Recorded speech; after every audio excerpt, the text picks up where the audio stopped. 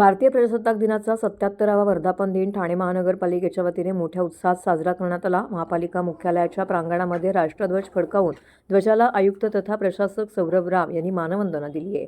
राष्ट्रगीत तसेच राज्यगीत झाल्यानंतर ठाणे महापालिकेच्या अग्निशमन दलाचे जवान, सुरक्षा दल आणि आपत्ती व्यवस्थापन दलाचे जवान यांनी राष्ट्रध्वजाला सलामी दिली।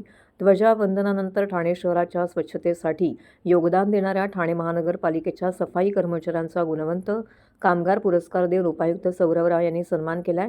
मुख्य स्वच्छता निरीक्षक शेयुराज कांबळे, उपमुख्य स्वच्छता निरीक्षक लक्ष्मण पुरी यांचा अनेक सफाई कामगारांचा या ठिकाणी सत्कार करण्यात आला।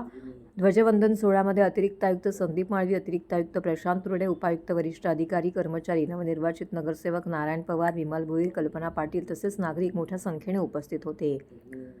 यावेळी नरेंद्र बल्लाळ सभागृहामध्ये महनीय व्यक्तींच्या प्रतिमांना पुष्पहार देखील अर्पण करून अभिवादन करण्यात आले। त्याचबरोबर महापालिका क्षेत्रातील महनीय व्यक्तींच्या पुतळ्यांना पुष्पहार अर्पण करून अभिवादन करण्यात आले। मासुंदा तलाव येथील छत्रपती शिवाजी महाराज यांच्या अश्वारूढ पुतळ्यास आणि कोर्टनाका येथील भारतरत्न डॉक्टर बाबासाहेब आंबेडकर यांच्या पुतळ्यास महापालिका आयुक्त सौरभ राव यांनी पुष्पहार अर्पण करून अभिवादन केलं आहे।